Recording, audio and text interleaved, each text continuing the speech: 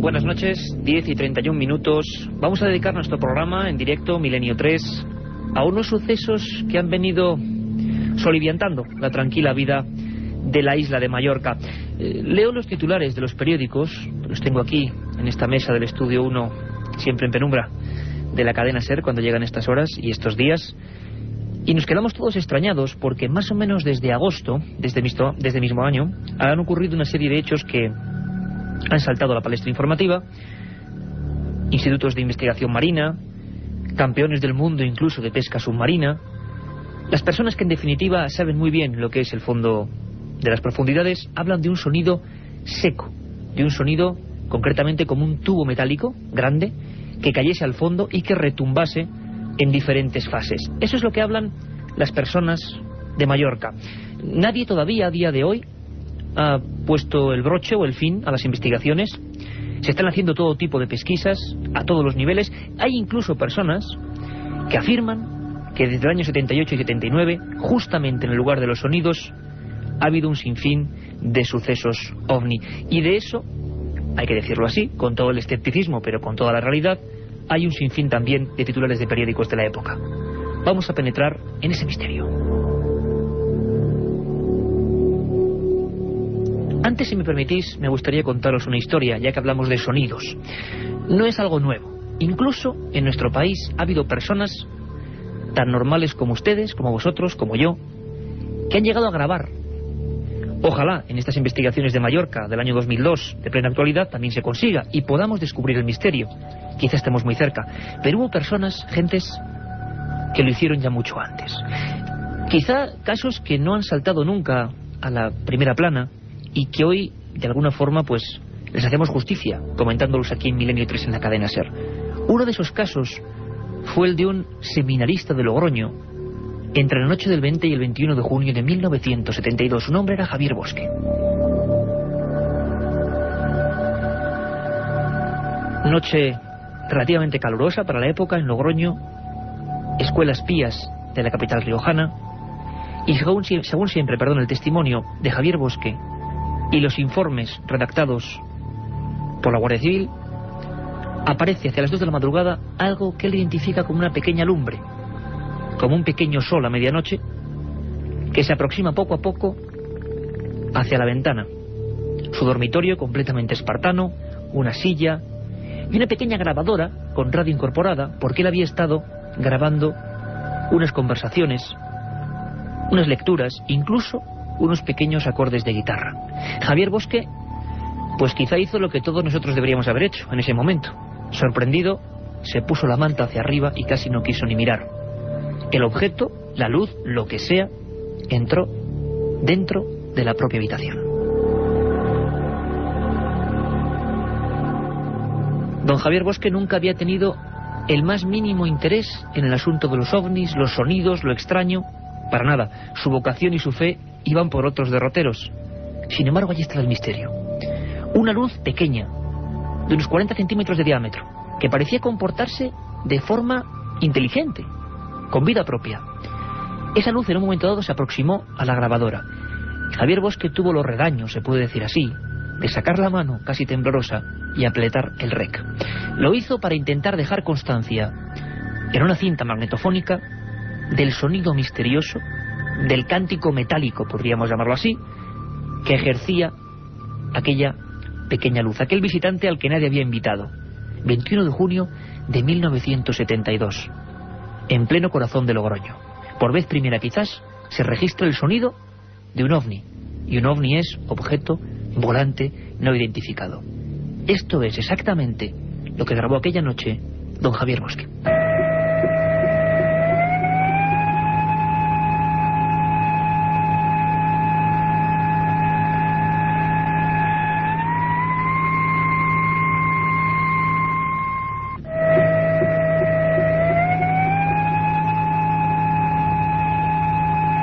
Un sonido, como pueden comprobar, molesto, acompasado, que a veces roza diversas frecuencias. Evidentemente, alguien tuvo que hacer eso. Pudo ser un montaje. Bueno, las primeras investigaciones oficiales y policiales reflejan a las claras que esos picos de varios miles de hercios no han podido bajo ningún concepto ser realizados con los medios de los que disponía este muchacho que fue encontrado aterrorizado dentro de su habitación con la grabadora entre las manos y que tuvo que verse sometido a varios interrogatorios, algunos de ellos oficiales. En aquella habitación no había ningún elemento para realizar estos sonidos, unos sonidos que siguen en la polémica. Queríamos recordar, sacar del viejo archivo, desempolvar la historia de Javier Bosque, porque quizá fue la primera, y parece, por lo que está pasando hoy en día, ahora mismo en Mallorca, que no va a ser la última. Entramos de lleno en el misterio.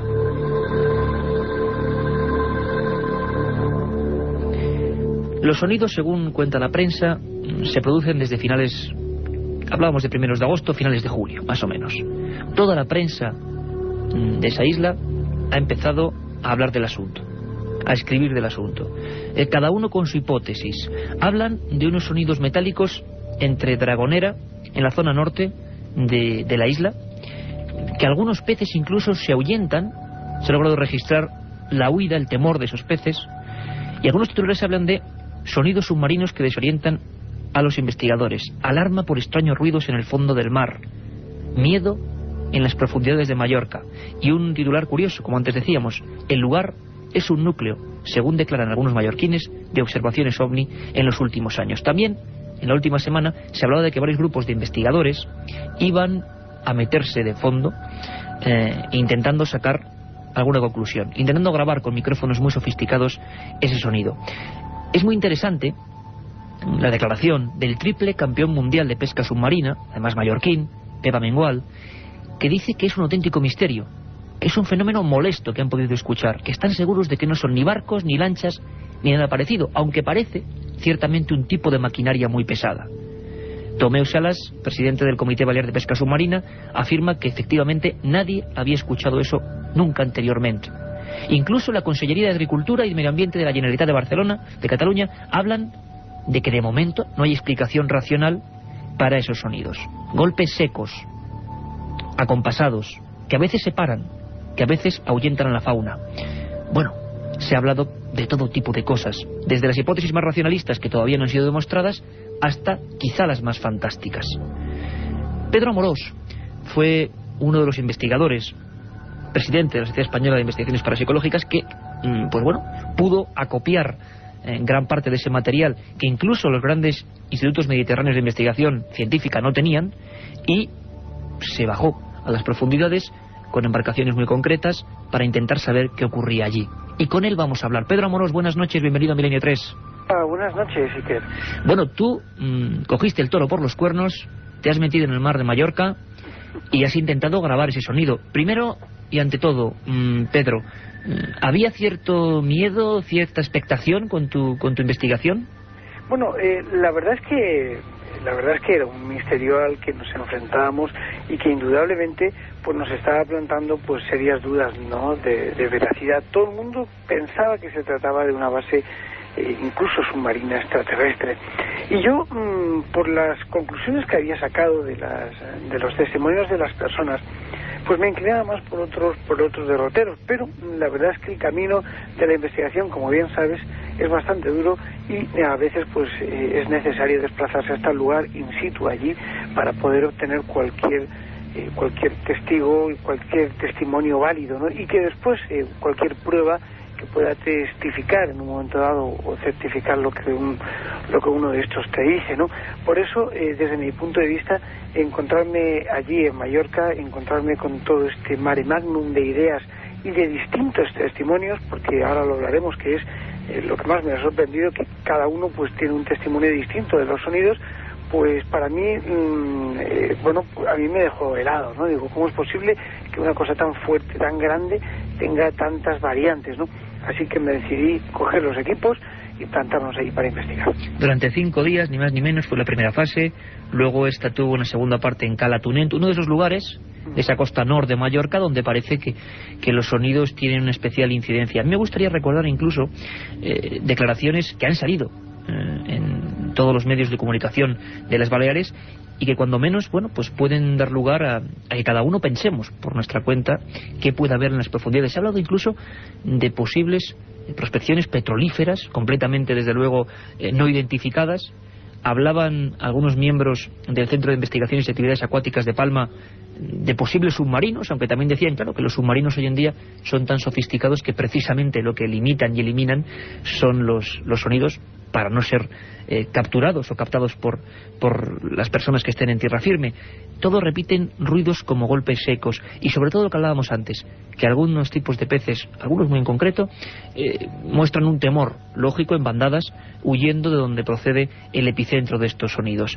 Se habla también, todos ellos, desde los más escépticos a los más crédulos, podemos decirlo así, hablan de unos sonidos como de maquinaria muy pesada. Chema Font es el corresponsal de Milenio 3 en las Baleares. Ya nos adelantaba algo hace, bueno, pues unas 3 semanas, más que nada sondeando el miedo en la gente, el miedo popular que había a qué ocurría debajo de las aguas, ese medio de vida tan importante para las Islas Baleares y que parece ser que conocemos menos de lo que pensamos. Chema Font, buenas noches. Hola Iker, buenas noches.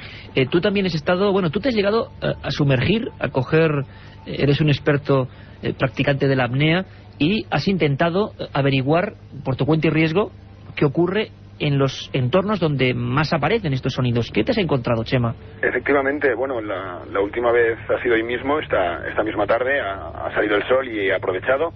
Y bueno, me he ido a la zona norte y efectivamente me he metido en el agua, pero bueno, lamentablemente todavía no he podido percibir yo mismo los sonidos. Sonidos que evidentemente sí están en la sociedad y como tú bien decías. Eso es muy importante y vamos a hablar a lo largo de este tiempo que nos queda hasta las 11. ¿Qué piensa, digámoslo así, la sociedad mallorquina, la que más vive estos fenómenos? Imagino que los pescadores, la gente que vive justo en la costa. ¿A ti qué te ha llegado como corresponsal de Milenio 3 para la cadena SER, que has ido yo entrevistándolos uno? ¿Qué te ha llegado?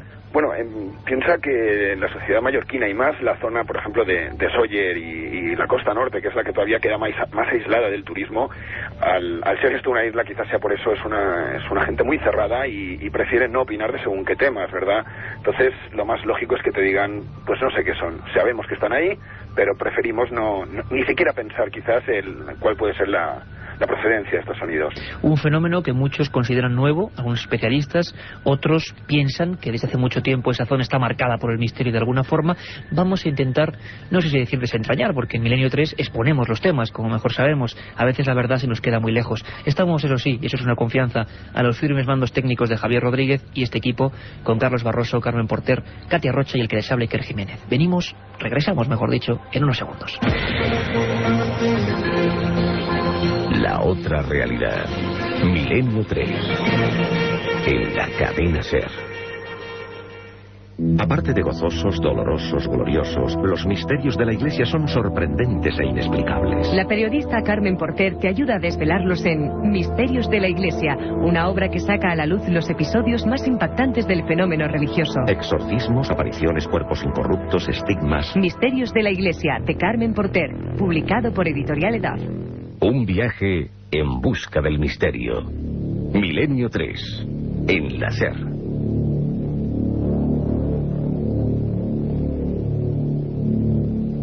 Sonidos misteriosos en Mallorca.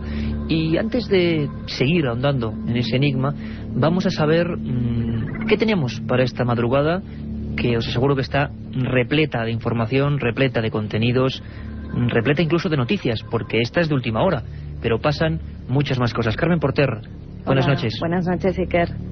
Pues mira, nos iremos hasta Galicia, donde se están produciendo unos supuestos fenómenos poltergeist en una vivienda de la localidad de Lalín.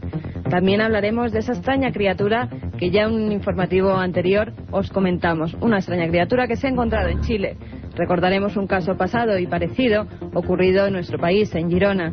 Y en el informativo... En Girona, que hubo en el año 89, creo, digámoslo así, el encontronazo con un ser que sigue siendo un misterio. Vamos a hablar de eso esta madrugada. Y en el informativo, que también viene muy cargadito, nos iremos hasta Italia, donde nuestro corresponsal de la cadena SER, Joan Solés, nos informará sobre el hallazgo de unos restos prehistóricos muy parecidos a los de Stonehenge. También contaremos la maldición de una vivienda que aparece traer a los rayos, ya que es la quinta vez que se incendia a causa de este fenómeno.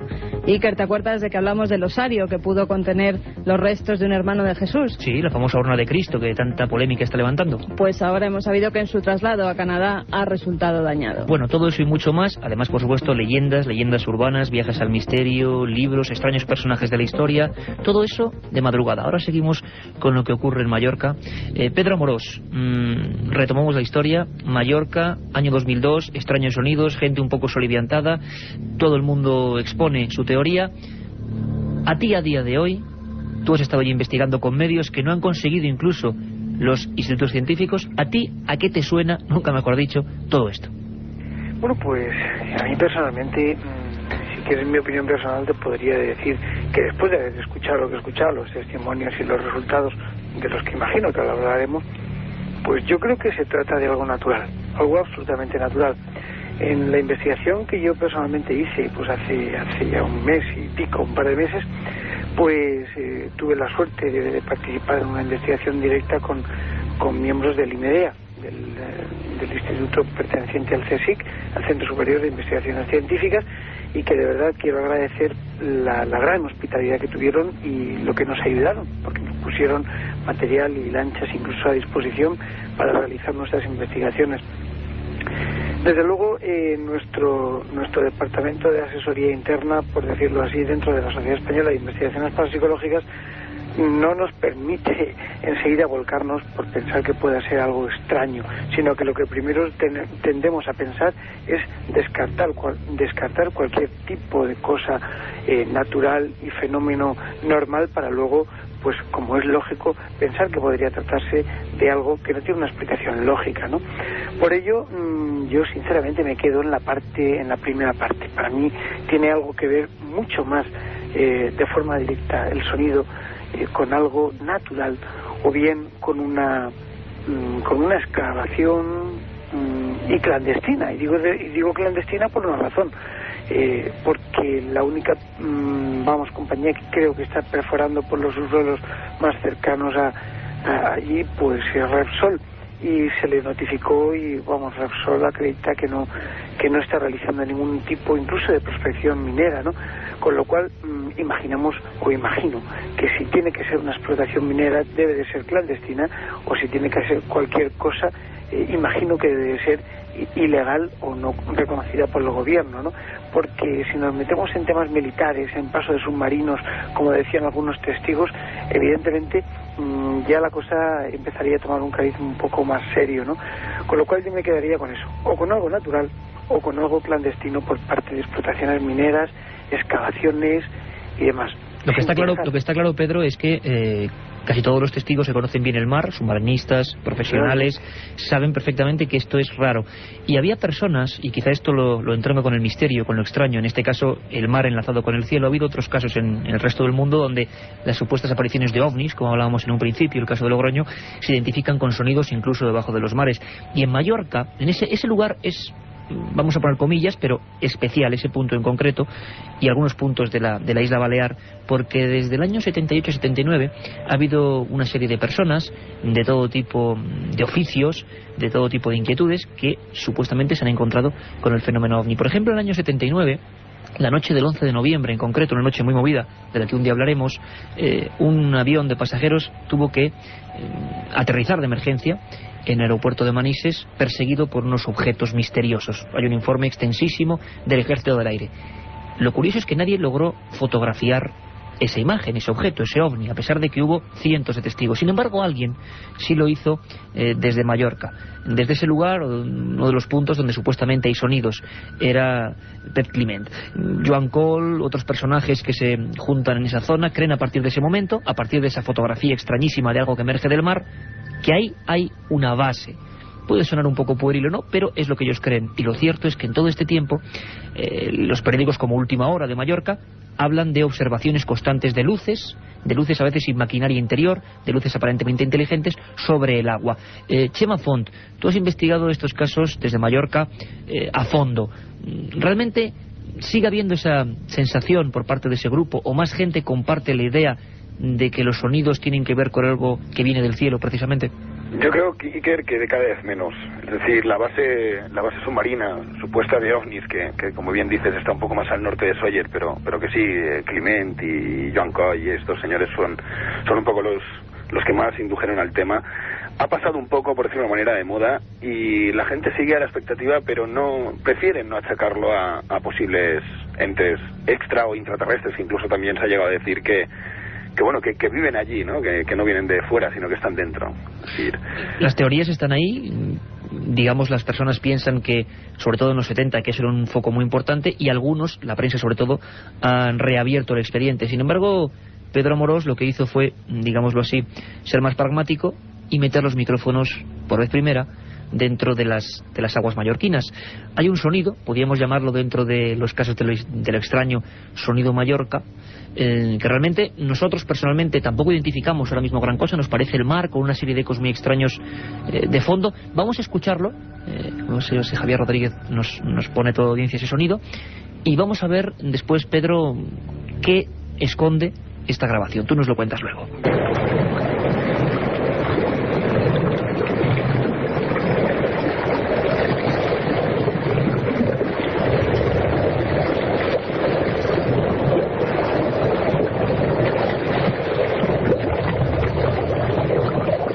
Yo escucho personalmente un sonido del mar y había una especie como de burbujeo o algo extraño, como muy interior. Esos son los sonidos, Pedro, que asustan, imagino que a un nivel muy inferior de intensidad, como en otras ocasiones, a los pescadores y a las personas científicas del mar de Mallorca. Lo que verdaderamente es extraño es precisamente el ruido de fondo.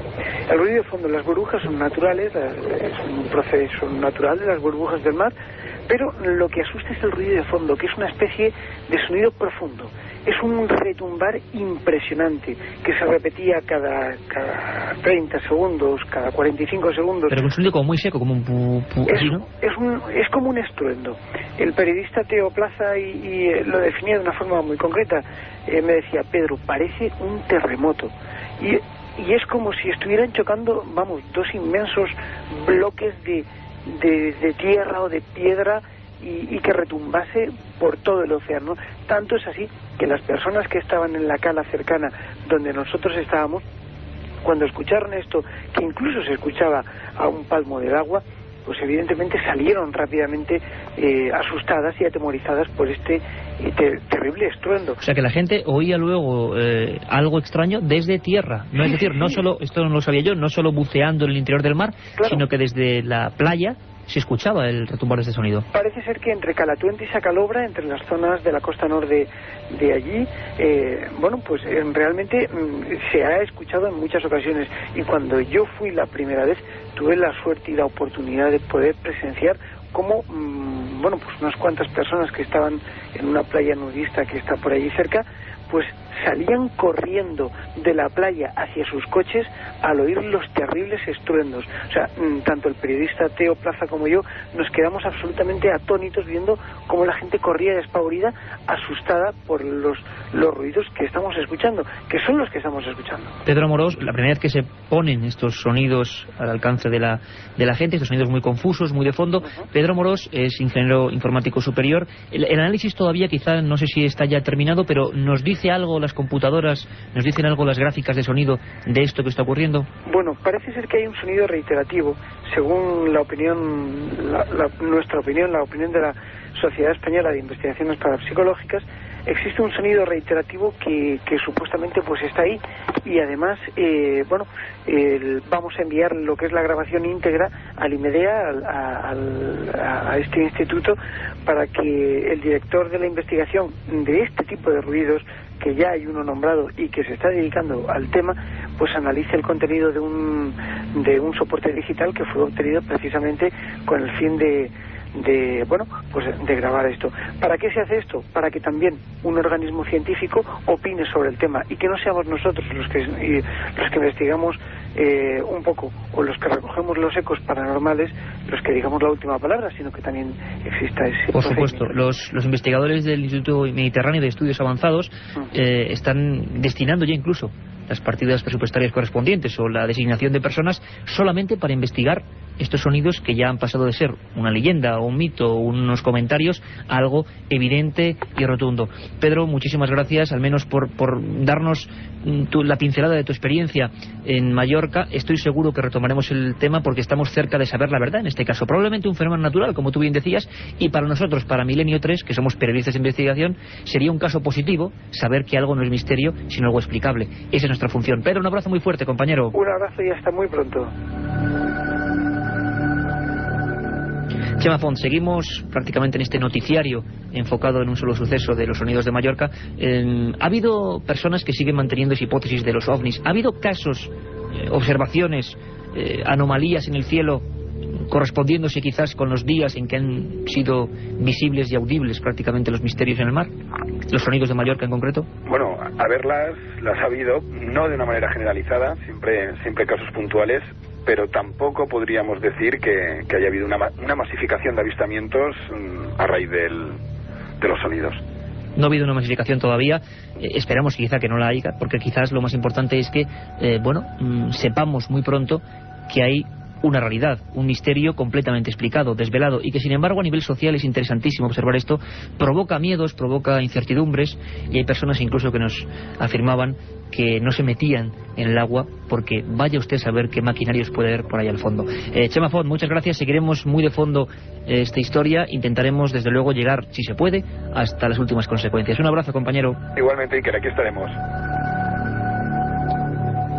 La pregunta sería, los militares, por ejemplo, la Armada Española ha grabado o ha tenido registros de fenómeno ovni de este tipo. Bueno, yo quiero terminar tal y como empezaba, no con Javier Bosque, sino con otra familia, una familia entera, la familia González de Audícana, que en un barrio bastante diseminado en las alturas de Bilbao, sobre la ladera del Monte Archanda, unas construcciones bastante desiguales, pues en una que es como un rascacielos prácticamente, una noche de 1976 observaron la presencia sobre los altos hornos de Eva Echevarría de una especie de luminaria ovalada rojiza que les soliviantó, como a muchos otros vecinos. Ellos tuvieron quizá el valor de salir a la ventana y de grabar con una grabadora de pilas un repiqueteo, un sonido que prácticamente toda la barriada le hizo salir. Esa cinta magnetofónica con este sonido que vamos a escuchar ahora fue enviada, a la Armada, a los laboratorios de la Armada de Cartagena. Escuchen un momento, por favor.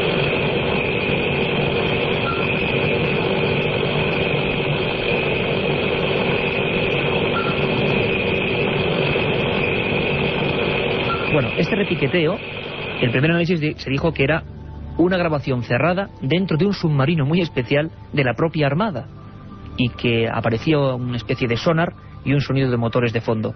Posteriormente, en 1983, la propia Armada en Cartagena descarta esa hipótesis. Un sonido que oyeron decenas de personas, que se grabó grabadora en mano por una ventana de Bilbao y que, a fin de cuentas, nos muestra que el misterio sigue ahí. Sonidos, hoy los hemos tenido aquí, supuestos ovnis, observaciones, y no solo en el mar, sino también en el cielo.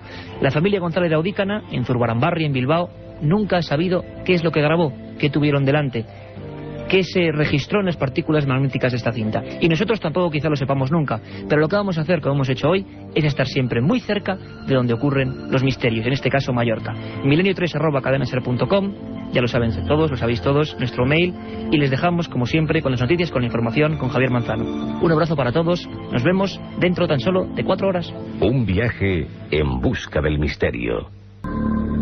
3:05 de la madrugada, buenas noches, en vivo y en directo comenzamos una nueva edición especial, la segunda de Milenio 3.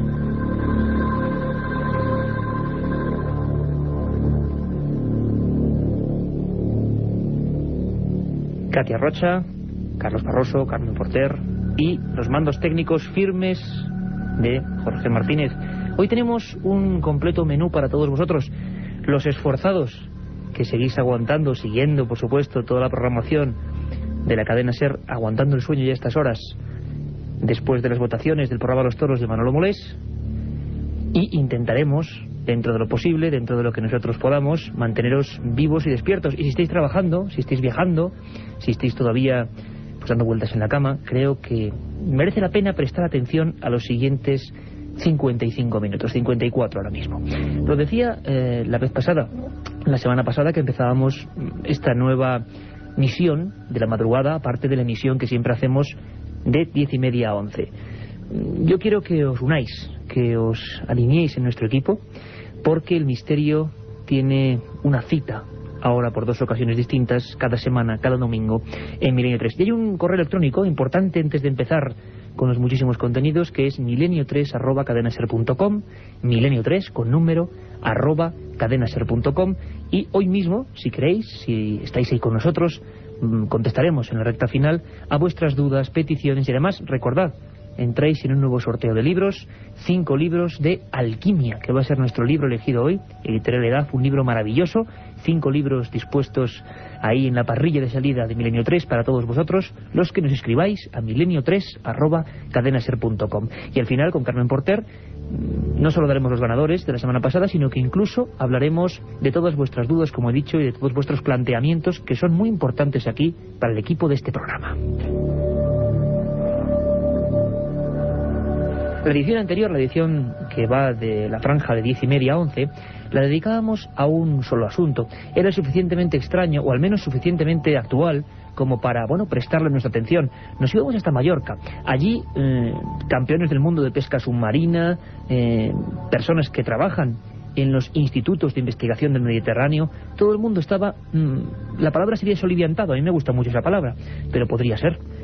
Había inquietud porque unos sonidos misteriosos desde el fondo del mar estaban sembrando todo tipo de hipótesis. La explicación cero, todavía nadie tiene explicación. E incluso hablábamos de sonidos en España que en los años 70 personas civiles, uno de ellos un sacerdote o un seminarista de Logroño y otro una familia pues muy humilde de Bilbao, habían logrado grabar viendo fenómenos ovni. Y los emitíamos esta noche, poco después de Carrusel Deportivo. Y desde luego el mail, el correo electrónico ha echado a arder.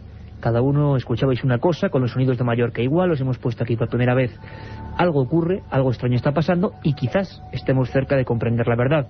Los especialistas que entrevistábamos hacia las 10:30, Pedro Amorós, Chema Font y las personas que de una forma u otra han vivido esos sucesos, hablaban de que quizás sea algo natural o algo clandestino. Cuidado con esa palabra, la palabra clandestino. Vamos a hablar también de cosas que a veces oficialmente no existen, pero están ahí.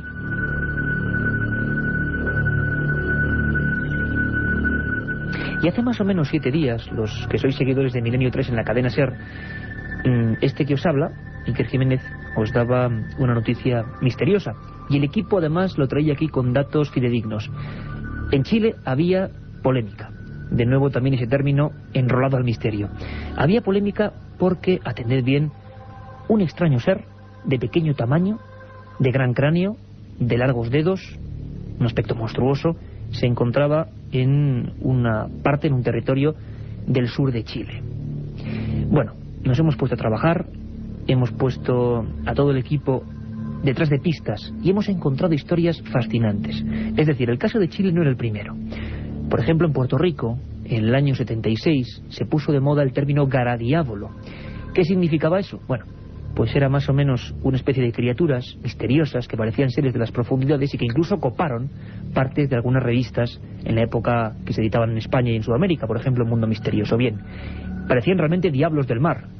Un día hablaremos de los hombres peces, o supuestos hombres peces. Hay más de realidad de lo que parece, pero estos eran un auténtico fraude. Los pescadores intentaban cortar de alguna forma un tipo de pez plano, semejante al lenguado o parecido a una raya, e intentaron engañar a algunos científicos, y lo consiguieron en la primera época. Era un fraude. Lo que no se sabe si es un fraude o no es lo que ha pasado en Chile hace apenas 7 días. Una criatura que parece un feto, parece un niño, que está fosilizado, o mejor dicho, momificado, sería la palabra en sí mismo, y que tiene la típica imagen que todos hemos recordado o visto en la literatura fantástica de lo que sería siempre supuestamente un extraterrestre. Y nos pusimos en contacto rápidamente con Chile, ni más ni menos.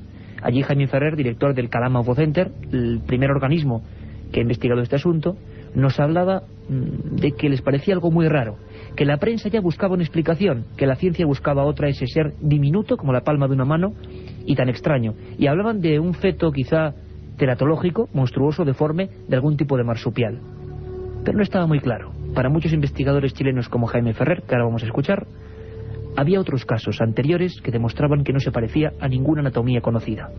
Ahí está con ustedes Jaime Ferrer. Yo he investigado 3 casos con características similares y resulta de que este tipo de seres son bastante reales a mí me llama la atención y hemos estado en una, no discusión, sino que hemos estado conversando al respecto con respecto a estos seres, y me da la impresión a mí de que no sería lo que fue afirmado por el señor el doctor veterinario don Arturo Mann, quien informó que se trataba de un marsupial nocturno. Sin embargo, yo tengo otros antecedentes que manejo. El cráneo no tiene absolutamente nada que ver. Las características de este pequeño ser de no más de 7,2 centímetros de estatura me muestran que tiene brazos, tiene piernas. Además, las características fisiológicas que post-mortem de este ser no tiene nada que ver con un organismo natural, porque supuestamente estaba vivo y prácticamente de la noche a la mañana apareció en completo estado de momificación. Entonces eso es totalmente atípico, pero para mí no resulta algo nuevo, porque esas características también las he visto acá en pequeños seres que lamentablemente la gente que los ha hallado le ha producido cierta repugnancia, porque no son agradables a la vista, y simplemente los han tirado a la basura. Nuestro magnífico técnico, Jorge Martínez, y buen amigo, sostiene ahora mismo en sus manos unas fotografías del ser de Chile y me mira un poco espantado, tengo que decirlo así, a estas horas de la noche, y es que el bueno de Jorge Martínez, con este que os habla, con Iker Jiménez y con Carmen Porter, estamos envueltos de esa penumbra que siempre creamos aquí, en el estudio de la cadena SER. Estamos en plena oscuridad, con este fondo sonando que espero que se envuelva a todos y cada uno de vosotros. Y la verdad es que Jorge, como decimos, tiene entre las manos las fotos y ahí está el misterio. Un ser pequeño que no se parece a ningún animal que nosotros conozcamos, que se aleja de esos marsupiales o incluso monitos del desierto, que es una de las teorías que nos contaba Carmen Porter la semana pasada, cuando esto era noticia recién salida de Teletipos. Bueno, yo creo que los que sois amigos de Milenio 3, y cada vez por fortuna sois más, los vemos cada día en milenio3@cadenaser.com, en vuestra cantidad de correos electrónicos, los que sois amigos de este programa os dais cuenta de que a veces las explicaciones que se dan a bote pronto cuando ocurre un misterio pues no son muy creíbles, porque luego, bueno, sabemos igual 20 años, 25 años después, cuando se desclasifican estos informes, que no era lo que nos decían. Lo hemos visto en Belmez, ¿verdad?, en las caras de Belmez, lo hemos visto en un montón de casos. Y hablo de Belmez porque hablo de España, y hablo de España porque aquí también han ocurrido fenómenos de este tipo. Me vais a decir que bueno, que de dónde sacó eso. Bueno, pues parece ser que en 1989, en un bosque de Girona o de Gerona, toda una familia se encontró con lo que se dio a conocer en la prensa en la época como el gnomo de Girona. Se dijo que podía ser un feto de rinoceronte teratológico. Al decir teratológico me refiero siempre a fetos monstruosos, ¿no?, desgraciadamente. Pero aquello, según se publicó, al menos en la época, se movía.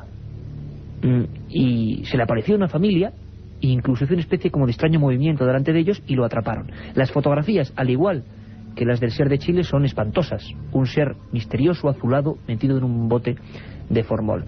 Hay alguien que sigue esta historia, alguien que es pues otro amigo, como no, de nuestro equipo, Francisco Contreras, al conocéis perfectamente, que es nuestro corresponsal en Levante. Y ejerció su labor también en Cataluña, porque estuvo por allí, indagó, preguntó, buscó.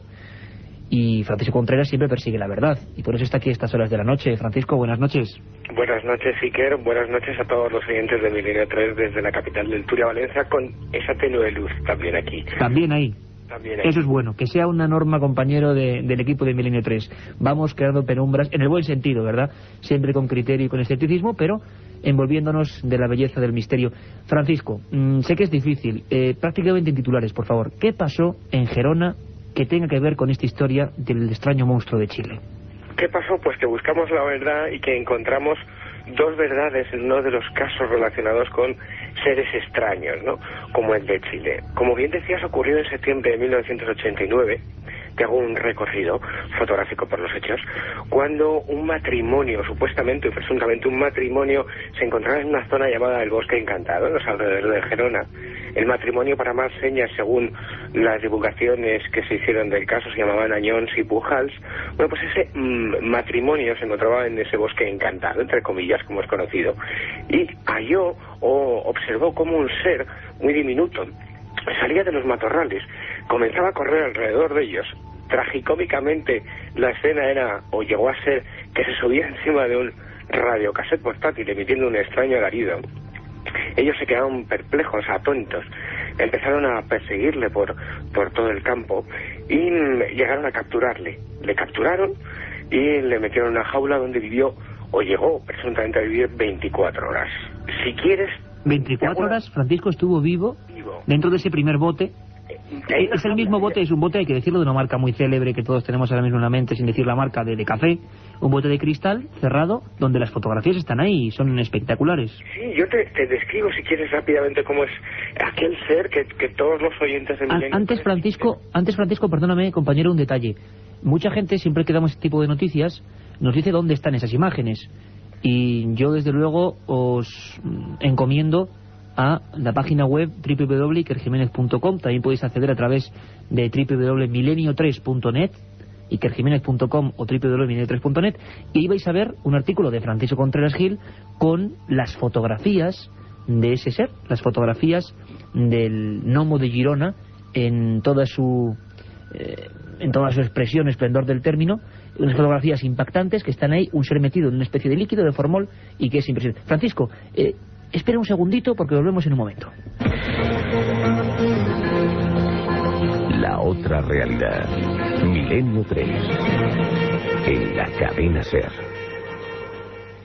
Aparte de gozosos, dolorosos, gloriosos, los misterios de la Iglesia son sorprendentes e inexplicables. La periodista Carmen Porter te ayuda a desvelarlos en Misterios de la Iglesia, una obra que saca a la luz los episodios más impactantes del fenómeno religioso. Exorcismos, apariciones, cuerpos incorruptos, estigmas. Misterios de la Iglesia, de Carmen Porter, publicado por Editorial Edad. La otra realidad. Milenio 3. En la cadena SER. En esta semioscuridad del estudio 1 central de la cadena SER en Madrid, en conexión con Valencia, con nuestro corresponsal Francisco Contreras, seguimos hablando de ese gnomo de Girona. No ha sido el único caso, aumentábamos lo de los garabiábolos, y también incluso, año 78, Playa Arendira, en Puerto Rico, una especie de tronco extraño que parecía, sinceramente, el de un extraterrestre, que al final tampoco subimos nada, los informes y el objeto se perdieron. Algo pasó en Gerona también así. Parecía que era un tipo de tiburón muy extraño, pero nunca lo pudimos saber. A veces estas muestras, estos seres, acaban perdiéndose. En Chile están las fotos en todos los periódicos de Chile. Seguimos hablando, Francisco, del retrato robot de esa figura misteriosa a la que se le denominó, incluso gnomo. Fue llamado el gnomo de Girona. Todos los oyentes hay que recordar que pueden ver esas fotos del gnomo de Girona, del duende entre comillas de Girona, en ikerjimenez.com. Te hago la descripción. Medía alrededor de 12 centímetros, tenía un color, en principio cuando estaba vivo, azulado, y luego, según los supuestos testimonios, pasó a una tonalidad amarilla, y tenía una especie de protuberancia en la cabeza y los ojos de un color rojo. La verdad es que las fotos son espectaculares, y el caso Montecilla fue divulgado por multitud de medios de comunicación, tanto especializados como no especializados, y ahora lo podemos encontrar en enciclopedias temáticas dedicado a lo insólito. Un caso además bien divulgado y presuntamente investigado por dos personas, que fueron Ángel Gordon y Sebastián Darbo. Claro, con todos estos antecedentes, uno ejerce de periodista y cataloga ese caso como archivo en su archivo, como investigación pendiente, y se pone manos a la obra, y hace unos años tuve la posibilidad de dedicarme por entero a ello. Tenía todos los antecedentes o todos los ingredientes para tener uno de los grandes casos, como ya ocurrió, como bien decías, y que salió a la luz pública en revistas tan fantásticas y geniales como Mundo Desconocido, que dirigía Andreas Faber-Kaiser. Bueno, encontramos la verdad, o encontramos dos verdades. Por un lado, encontramos a los autores del descubrimiento, los verdaderos autores de encontrarse a aquel ser que se llamaba Manuel Tello, y a su hija Cecilia Tello, que eran de Gerona, y nos daban la primera verdad, que nada de lo que se nos había contado era verdad. Nada. Tristemente, nada de lo que se nos había contado era verdad. Es decir, ni existió ningún matrimonio que se llamaban Añanos y Pujals, es decir, sino que fue un simple y valiente, porque lo contó hombre catalán, se llamaba Manuel Tello, ni que aquel ser estaba vivo, es decir, no bailó encima de ningún radiocassette. O sea que Manuel Tello, Francisco, se encontró ese ser muerto. Se encontró muerto, iba paseando en los alrededores de su casa, se encontró este ser de 12 centímetros con una protuberancia en la cabeza, ojos de un color rojo y amarillo, esto sí es cierto. Se lo encontró muerto, tirado en un camino. Sí, lo que es evidente, Francisco, es que el ser está ahí y es espectacular. Efectivamente, y ahora te cuento cómo fue verdaderamente la historia. Una historia tragicómica, te diría yo, porque él se encuentra aquel caso teratológico o feto extraño, que luego daremos algunos apuntes, lo guarda en un bote de Nescafé, lo lleva a la farmacia de su localidad, que vamos a guardar en anonimato, y a los 2 días se presentan algunos investigadores para recogerlo, y es a partir de ese momento en el que lo recogen estos investigadores y divulgadores del misterio cuando salta el boom. Pero ni estaba vivo, ni emitía alaridos, ni nada de nada. Lo que sí es cierto es que era un enigma, y fíjate, yo tengo aquí un informe emitido por el doctor Luis Linares de Mula, ya fallecido, que hablaba sobre, que pudo analizar algo sobre el duende de Girona. Te lo leo rápidamente. La extraña conformación de este animal, afirmaba el doctor Linares de Mula, puede ser debida a 2 causas. Por un lado, que sea un ser monstruoso, es decir, un caso teratológico en el que se desarrollan los tejidos, los órganos, los miembros de forma normal, dando lugar a representaciones monstruosas, o también puede deberse al hallazgo de un ser primitivo que se hubiera conservado en una zona lo suficientemente fría para que vivieran los tejidos, la carne, las vísceras, y en este caso se trataría de un animal desconocido para la ciencia actual y que nos puede parecer monstruoso por desconocimiento. Por desconocimiento. Está claro que encontramos 2 verdades. Pero una cosa, Francisco, importante, que ahora mismo la gente se está preguntando, y para finalizar, ¿qué ocurrió? Es decir, tenemos un ser que es evidente que estaba ahí. ¿Qué pasó con ese ser? ¿Por qué no sabemos más de él? ¿Qué ha ocurrido con él?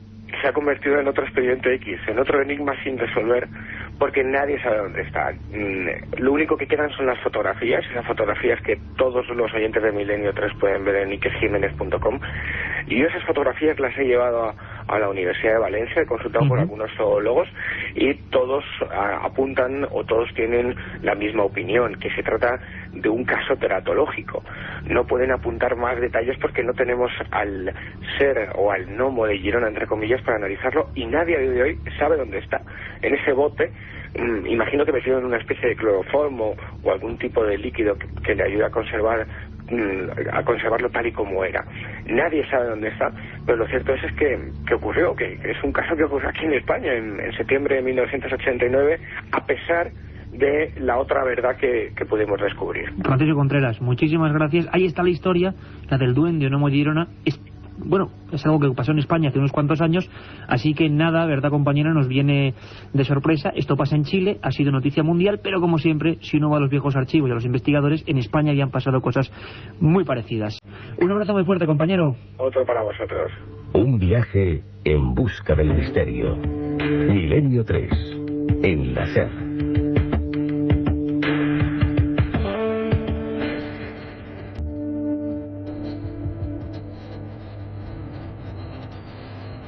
Y siempre decimos en estas segundas ediciones de Milenio 3 que cada día es especial, cada día es un archivo concreto en el disco duro del tiempo, de la historia. ¿Qué ocurrió? Carmen Porter, buenas noches, bienvenida a este estudio de nuevo. Buenas madrugadas. Sí. Buenas madrugadas, tienes toda la razón. ¿Qué ocurrió tal día como hoy, Carmen? Pues sí, que tal día como hoy, en 1571, se establece en México el Tribunal de la Inquisición. Años más tarde, en 1800... Tribunal de la Inquisición, perdóname, siempre te interrumpo, pero que cuántas barbaridades, y un día hablaremos. ¿Te parece que hagamos un programa dedicado a la Inquisición? Encantada. La Inquisición, la brujería y los fenómenos paranormales. ¿Qué ocurrió con ellos? Bueno, lo hablaremos. En 1870, el inca José Cordón Canqui, conocido como Tupac Amaru, se alza en armas contra España. En 1922, el británico Howard Carter descubre en el Valle de los Reyes la tumba del joven faraón egipcio Tutankamón, en la que se encuentra también un gran tesoro. Hoy, esta madrugada, hace 80 años, Howard Carter, pagado por Lord Carnarvon, aquellos viejos egiptólogos de Salacot y Chaleco, pues imaginaros por un momento la impresión de tocar unas piedras, abrir algo y ver la tumba del faraón niño de Tutankamón, al que por supuesto también dedicaremos un programa. En 1940 muere Manuel Azaña Díaz, presidente del Gobierno de la República. En 1946 se constituye en París la UNESCO, el organismo de la ONU para la educación, la ciencia y la cultura. 20 años más tarde, en 1966, se produce un fuerte temporal en Italia. El Arno inunda Florencia y miles de obras de arte se dañan irrecuperablemente. Una pérdida tremenda para el arte mundial. Y ahora nos vamos a la aviación. En 1970 el avión Concorde 001 alcanza 2 veces la velocidad del sonido. En 1980 el republicano Ronald Reagan es elegido presidente de los Estados Unidos. Uno de tantos que dijo que iba a desvelar el secreto de los ovnis, luego nunca lo hizo. En 1987, los ministros de Defensa de la OTAN apoyan una reducción del 50% de los arsenales nucleares estratégicos. 1995, asesinan en Tel Aviv al primer ministro israelí, Isaac Rabin, durante una concentración por la paz. Y en 1988, hace muy poquitos años, el huracán Mitch causa 20.000 muertos y desaparecidos en Centroamérica.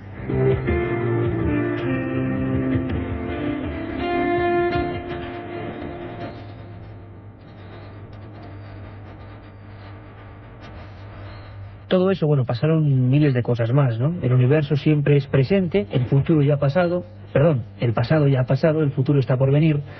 Y un 4 de noviembre, como hoy, la historia se marcó con este tipo de pinceladas. milenio3@cadenaser.com. Yo espero que estéis con todo este equipo, con Milenio 3, con Katia Rocha, Carlos Barroso, Carmen Porter, Jorge Martínez a los mandos técnicos y este que os habla Iker Jiménez, porque somos un equipo que quiere llevaros el misterio, toda la esencia del misterio. Y muchos os preguntabais por una película. ¿Os acordáis? La semana pasada, Drácula, Nosferatu, y yo os dije, bueno, os planteo un reto. Nosferatu, bien. ¿Alguien se acuerda? Bueno, si la hemos visto todos nos acordamos de algunas escenas, ¿verdad? Que el vampiro calvo, con 2 dientes, garras larguísimas. Pero ¿quién encarnaba ese vampiro? ¿Qué fue de ese hombre? Es la historia de nuestra galería de herejes de hoy.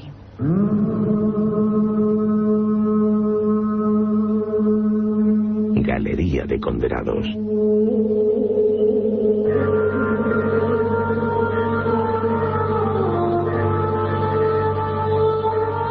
Hay escenas del celuloide que nunca podrán ser olvidadas. Aunque sea mucho el tiempo transcurrido, continúan presentes en lo más profundo de nuestra memoria.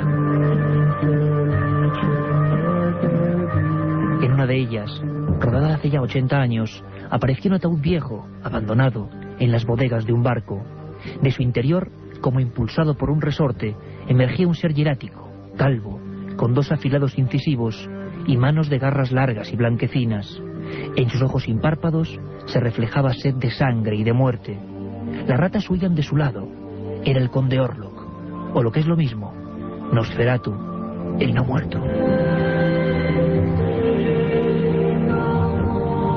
En 1922, este film dirigido por Friedrich Murnau alcanzó la categoría de obra magna, una película agobiante y obsesiva en la que durante 74 minutos se contaba la historia de un tenebroso vampiro que vivía añorando su grandeza guerrera en un perdido castillo de los Cárpatos.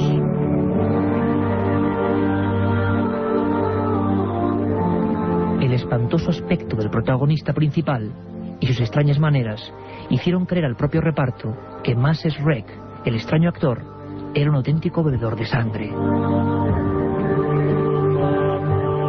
Cuentan que siempre se presentaba de noche, en un fúnebre carruaje de caballos. Nunca habló, nadie le vio maquillarse, y para muchos había mostrado verdaderas tendencias vampíricas e insana afición por los textos prohibidos del ocultismo.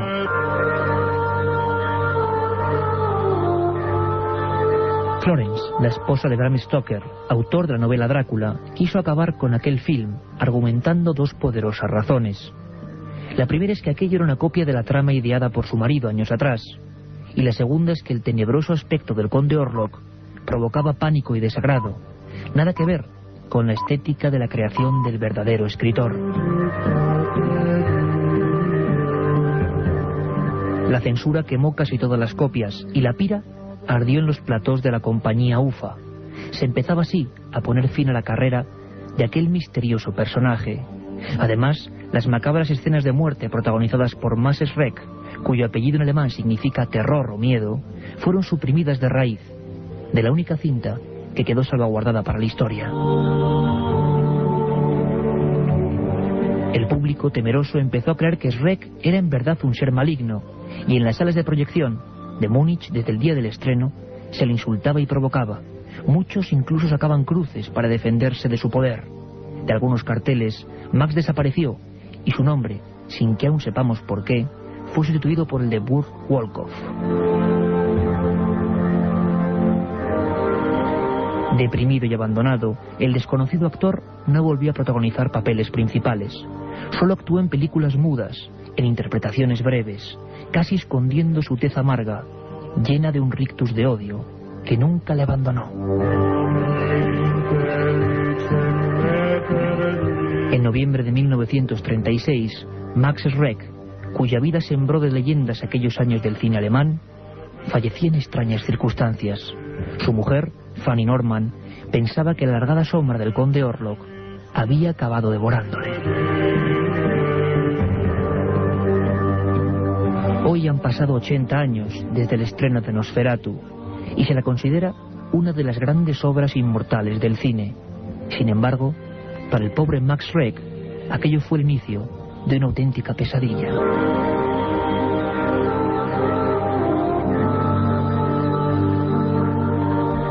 Hace apenas unos meses, John Malkovich y William Dafoe rescataban la historia de este hombre atormentado y rodaban La sombra del vampiro, un film multipremiado en el que se especulaba con aquella posibilidad que muchos en 1922 daban por certera.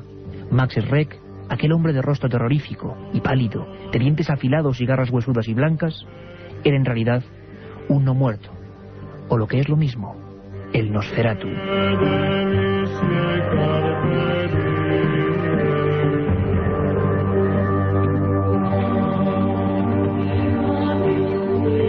La historia de Nosferatu, la historia de una película absolutamente inmortal.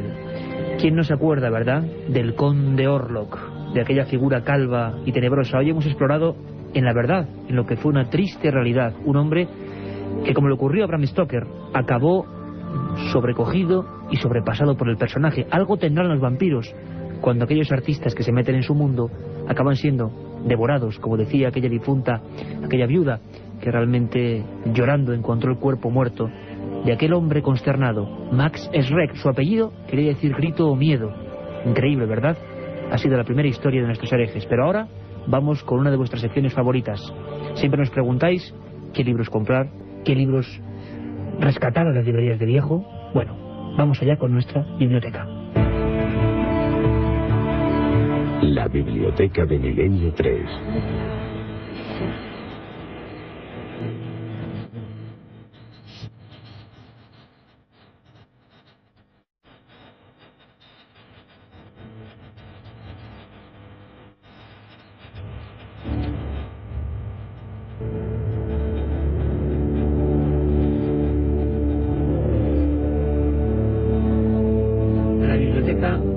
La biblioteca de Milenio 3.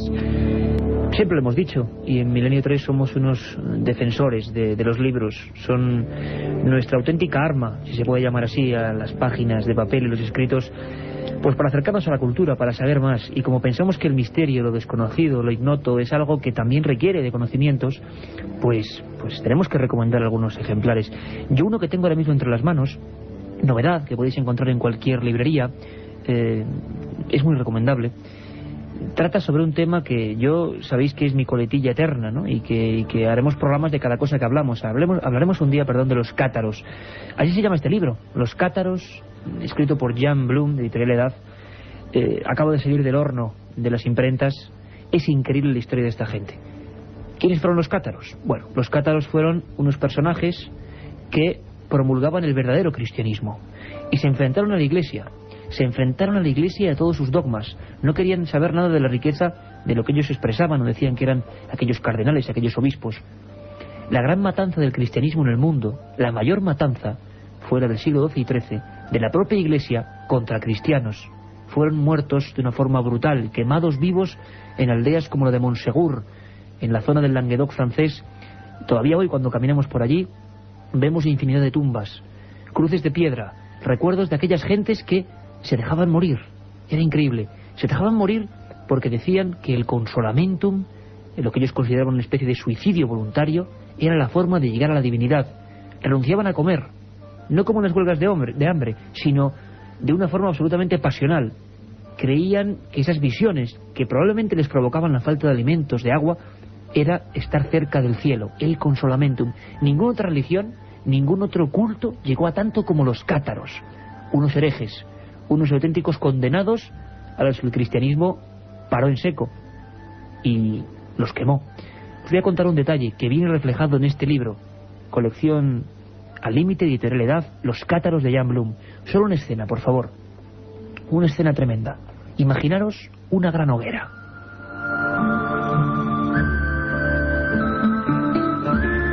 Es Esa hoguera se ha puesto en el año de 1212 en Montsegur. El Papa Inocencio III ha dicho que ese es el gran enclave, muy cerquita de Cataluña, en Francia, y tiene que acabar con esa herejía. ¿Quién es esa gente llamada cátara que dice que son los verdaderos emisarios del Señor y que renuncian a la riqueza? Cuando se puso la gran pira, las grandes llamas, cuando la noche de Montsegur se sobrecogía con aquel fuego, niños, mujeres y hombres se despojaron de sus ropas, quedaron desnudos y de motu propio empezaron a cantar, alzando los brazos al cielo, y se fueron metiendo en el fuego. Una de las escenas más negras de la historia del cristianismo y de cualquier religión o cultura. Allí murieron más de 2000 personas, convertidas en ceniza, pensando que, de aquella forma, siendo ellos libres entrando en el fuego, llegarían al otro mundo. Tremendo, ¿verdad? Los cátaros, Jan Blum, Editorial Edad, su misterio y su mensaje. Yo creo que puede ser una buena pieza para empezar, pero siempre hacemos caso a unos lugares maravillosos, las librerías de viejo, esos almacenes del pasado, donde los libros pues los encontramos casi olvidados, y hay que rescatarlos, porque hay algunas maravillas que ni encontraremos jamás en internet, ni encontraremos información en ninguna otra parte. Y Carmen Porter, de nuevo aquí. Carmen. Hola, Iker, de nuevo. Nos traes, yo tengo que decirlo, una auténtica joya. Está aquí el pobre un poco roto encima de la mesa, una auténtica joya, ¿verdad? Pero como deben estar los libros antiguos, y que yo creo que esta es la mejor esencia, que estén un poco pues utilizados, porque se ve que se han leído. Porque dieron conocimiento a otros. En este caso os traigo la Guía Sobrenatural de España, de Carlos Pascual. La editorial es Alborac. Completamente desaparecida, por cierto. Se editó en el año 1976. Es un libro negro que tiene en la portada pues un mapa de España donde hay diferentes exvotos, hay también una especie de santo sudario, un santo, una virgen negra, muchas cosas. ¿Y de qué va el libro? Pues precisamente de todo esto. El libro es un viaje que hace el autor por toda la geografía española, recogiendo las manifestaciones sobrenaturales como milagros, apariciones marianas, lugares santos, santuarios, reliquias, brujería, pero todo ello en parte Iker relacionado de alguna forma con lo que es la religión.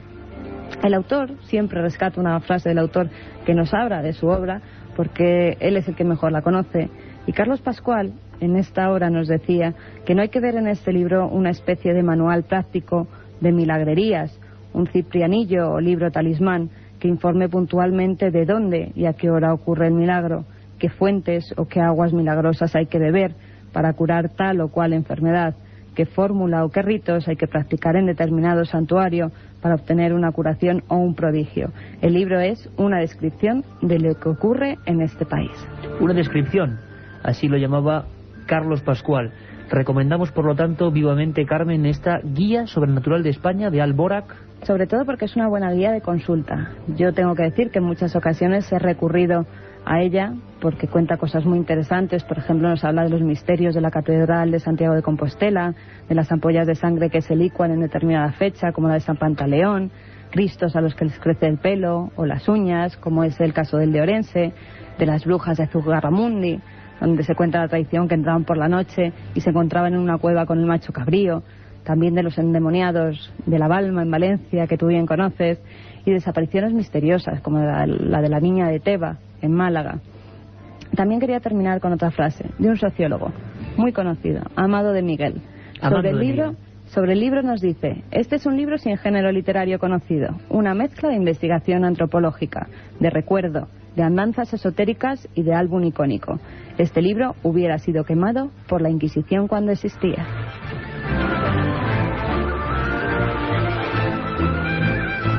Un libro quemado por la Inquisición. Hemos visto antes otros que fueron quemados, los cátaros. Quizá que fuese quemado por la Inquisición es su mayor valor. Allí estaba nuestra recomendación en la biblioteca: Los cátaros de Jan Blum, Editorial Edad, y esa Guía Sobrenatural de España de Carlos Pascual. Yo lo digo siempre, si vais por alguna librería vieja, por algún rastrillo, y encontráis esa tapa negra alargada, no lo dudéis, ahí hay una gran historia. Nos preguntabais muchos al correo electrónico a milenio3@cadenaser.com aquello de las leyendas urbanas, ¿verdad? Serendipias, leyendas urbanas, cosas que nos creemos pero que no son verdad. ¿O son verdad y no nos las creemos? Bueno, hay un montón de historias que son los modernos mitos, es decir, cosas que se han pasado de uno a otro, de generación en generación, que están surgiendo mucho también con Internet, y que siempre es un amigo de un amigo el que la escuchó. ¿Os suena, verdad? ¿Os suena la autoestopista fantasma? ¿Os suena esa prostituta que se acuesta con un cliente y que cuando se marcha el hombre dormido se despierta, le falta un riñón? ¿Os suena esa mujer perversa también de malas artes? Las mujeres, desgraciadamente, muchas veces son protagonistas de la leyenda urbana, que de repente engatusa a alguien y cuando ese se levanta, en el espejo con un pintalabios pone bienvenido al mundo del SIDA. Bueno, la mayoría de estas historias que nos creemos ya reales, pero que luego no hay datos concretos de a quién le pasó, a quién le ocurrió, son leyendas urbanas. Una historia tan apasionante y por la que tanto nos preguntáis que vamos a dedicarle una sección. Es la leyenda urbana de cada semana que nos va a ir contando Katia Rocha.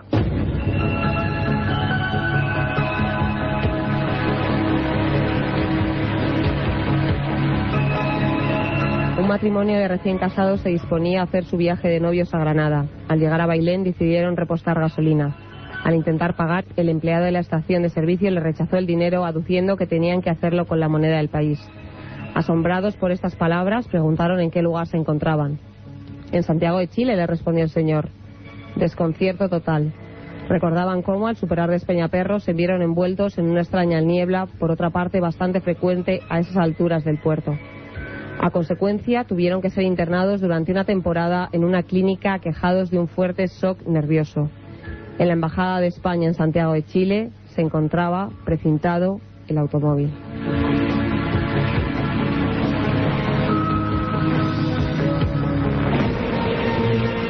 La otra realidad. Fenómenos extraños. Misterios sin resolver. Milenio 3. En la SER. Una circunferencia de 1 metro. Me llegó a cegar los ojos y quedé casi inconsciente. Sobre el fenómeno ovni no existe término medio. O crees o no crees. En ambos casos el libro Encuentros de Iker Jiménez resulta apasionante. Encuentros, la obra más completa sobre ovnis en España, desvela más de 300 casos y casi 400 fotografías. Y además incluye un CD con 80 minutos de reveladores testimonios. Encuentros de Iker Jiménez, publicado por editorial EDAF. La otra realidad. Fenómenos extraños. Misterios sin resolver. Milenio 3. En la SER.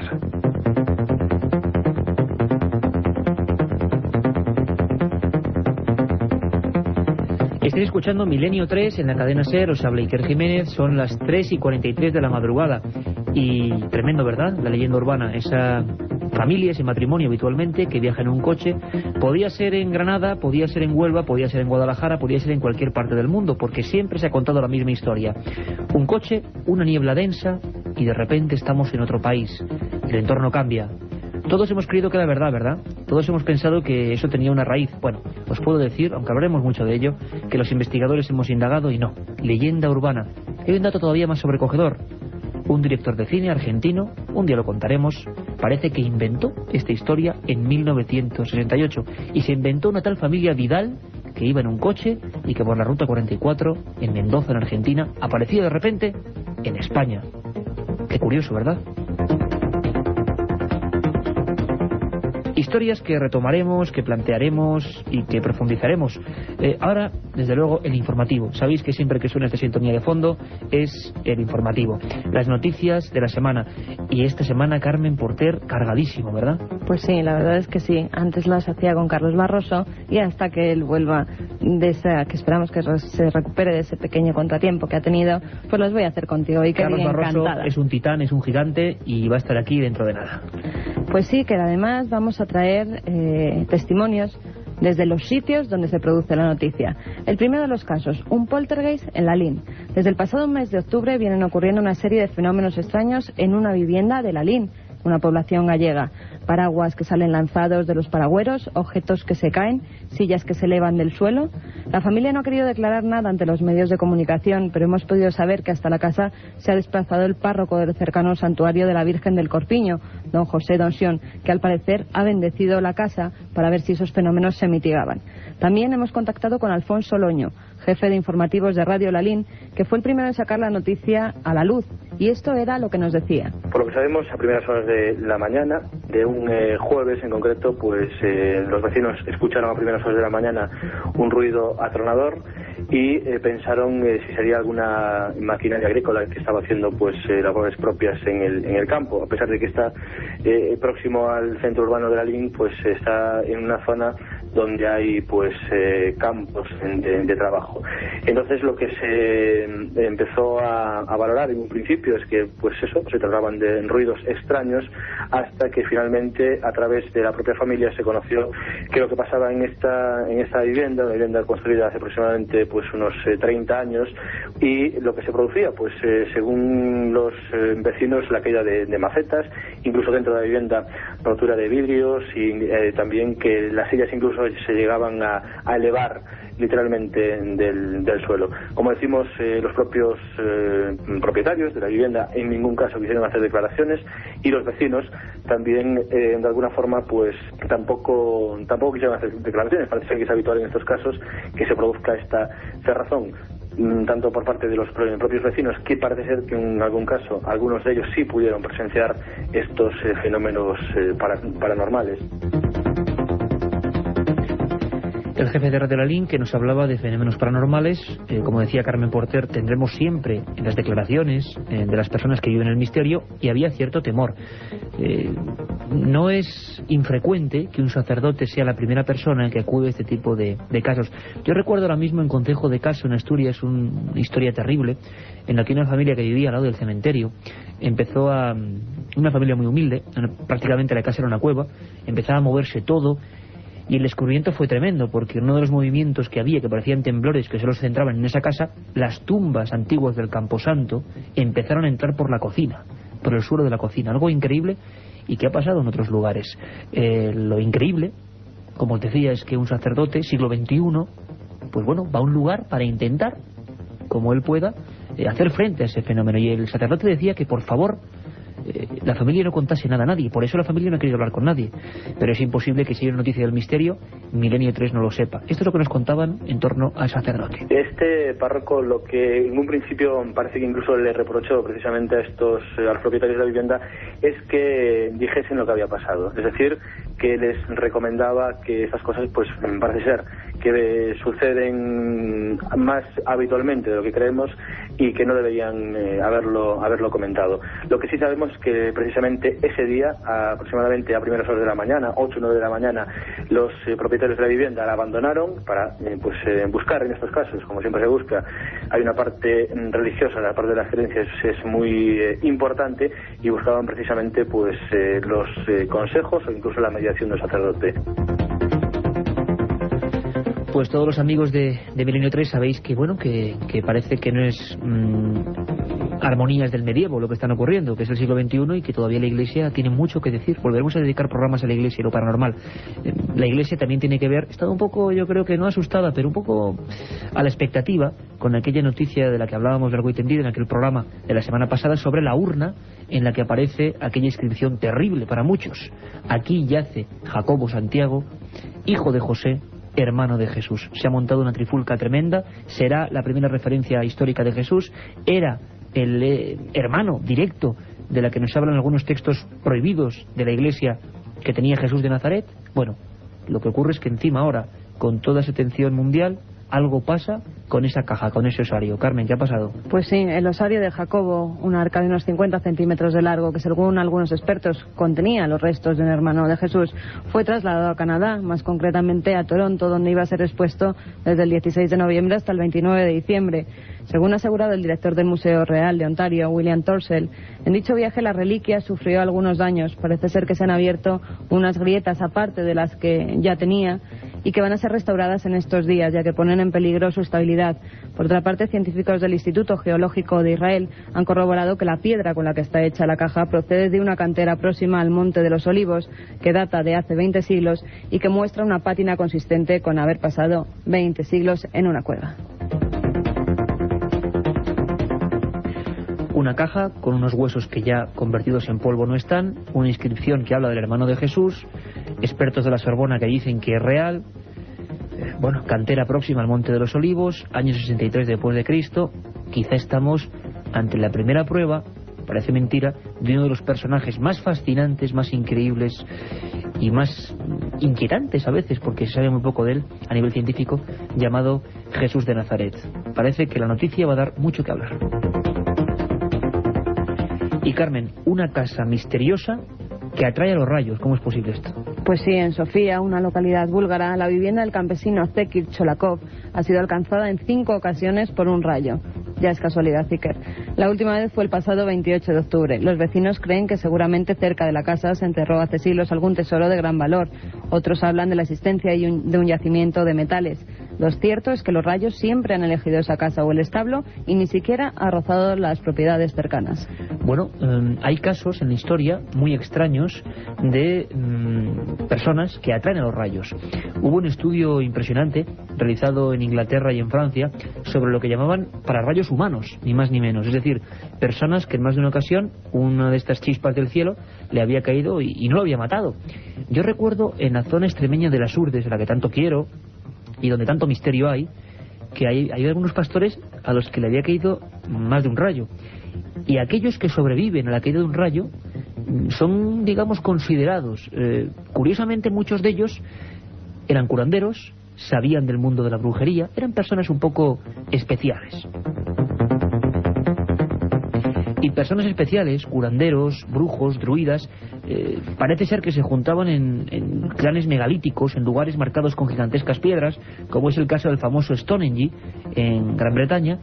Y al parecer, nos cuentan Carmen desde Italia, que se acaba de descubrir un yacimiento de similares características tan importante. Pues sí, que nos vamos hasta Italia. Allí se han descubierto unos restos prehistóricos que recuerdan a Stonehenge, el famoso monumento que se levanta en la llanura de Salisbury, al sur de Gran Bretaña.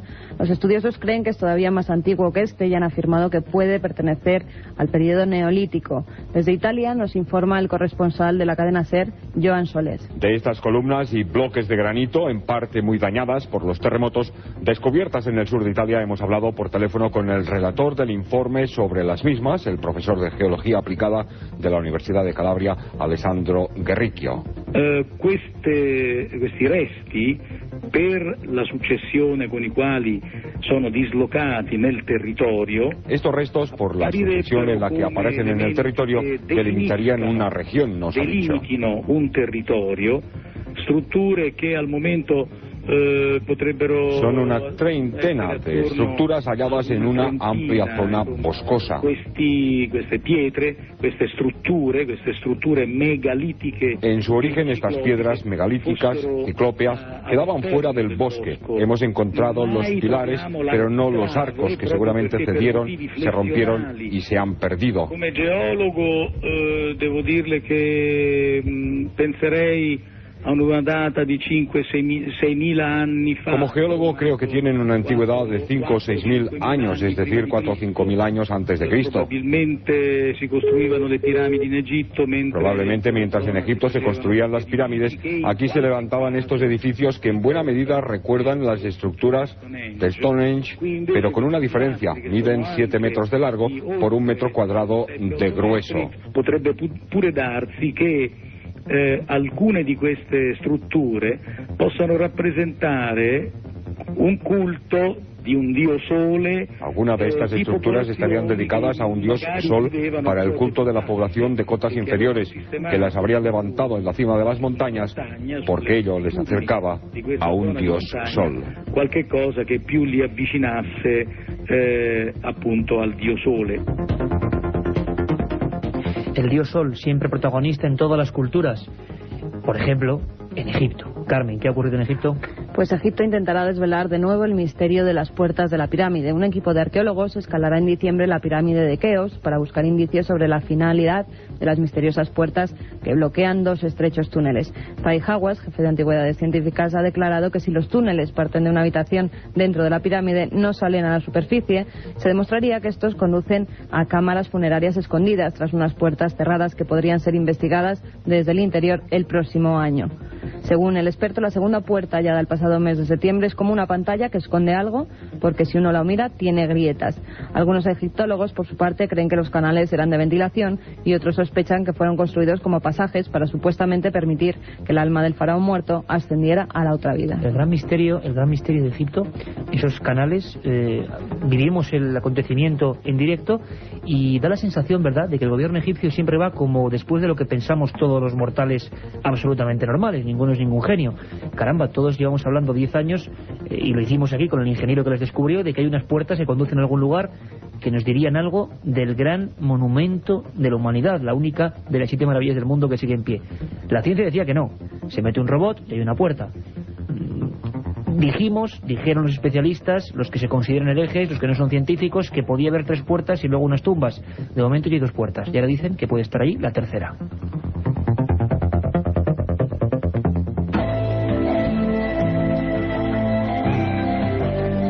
Y es que uno se queda un poco, pues patidifuso cuando se da cuenta de que la ciencia, pues luego va afirmando lo que muchos exploradores y aventureros y gente, pues de Milenio 3, ¿no?, en el estilo de Milenio 3 y de toda la gente que busca, afirmaban. Con esta sintonía que nos pone don Jorge Martínez, pues enfilamos el final con los mails. Como siempre, los mails, Carmen Porter.